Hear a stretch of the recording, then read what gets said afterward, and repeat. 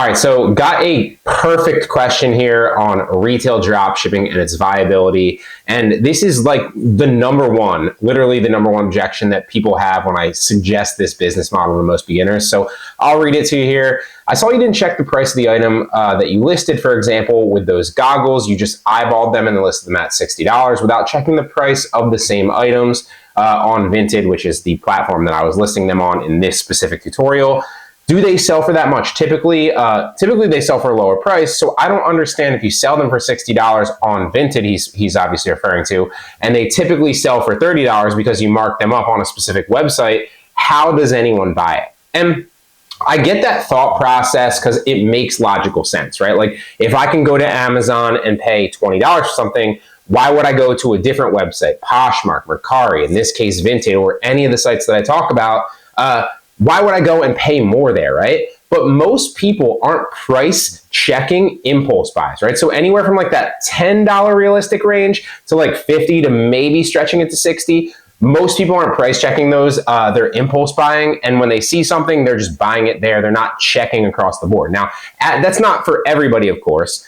But for most people at that impulse buy price range, they're not kind of price checking across different platforms to see if they can find that same exact product, especially if there's no brand name there and it's not like a reputable, well-known brand that they can just search out very easily, right? It's not everybody but that's most people. Now, one thing I would say about that as well is retail drop shipping is not super sexy. It's not super complicated, and it's simple for a reason, but simple works, right? All we're doing is taking something from, say, Amazon, for example, listing it on a site like Poshmark, for example, and marking the price up so that when someone buys it, we then use the supplier to get that product to us or to the actual customer, depending on the platform, and then making the difference in profit ourselves, right?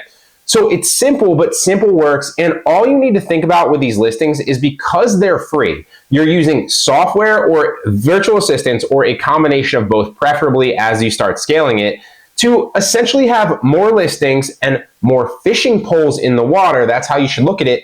As more listings equals more fishing poles in the water. More fishing poles in the water obviously is going to equate to more fish potentially. It's a simple numbers game, and obviously the fish in this example is metaphorically more sales and more money for us, right?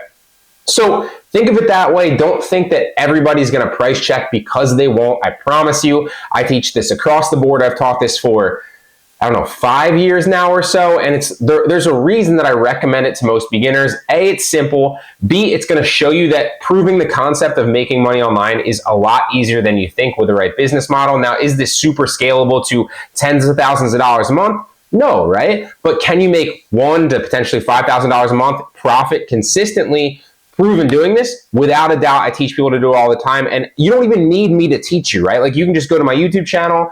All the tutorials are there for free. It will walk you through everything.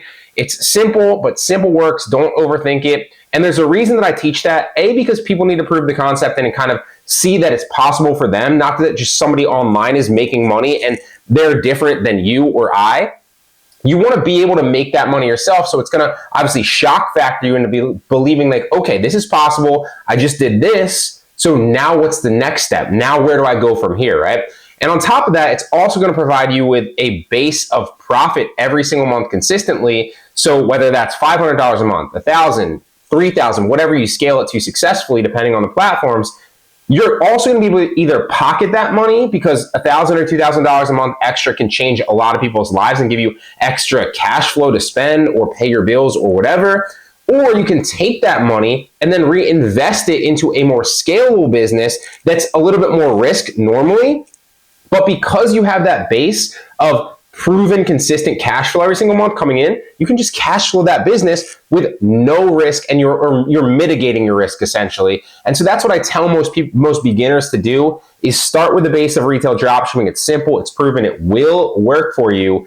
Get that initial money and nest egg of money, coming in every single month, and then reinvest that into something more scalable where you have no risk now because your initial business that you've already set up, the retail dropshipping, is cash flowing your new business, which could potentially scale. you know, whether it's a month from now, 6 months from now, whatever, it doesn't matter, because now you don't have any risk involved spending your own hard-earned money. But now instead you've built up an income stream that's going to cash flow that business, so it's no risk for you. So great question. I get this one all the time, and I wanted to answer this in a video for that.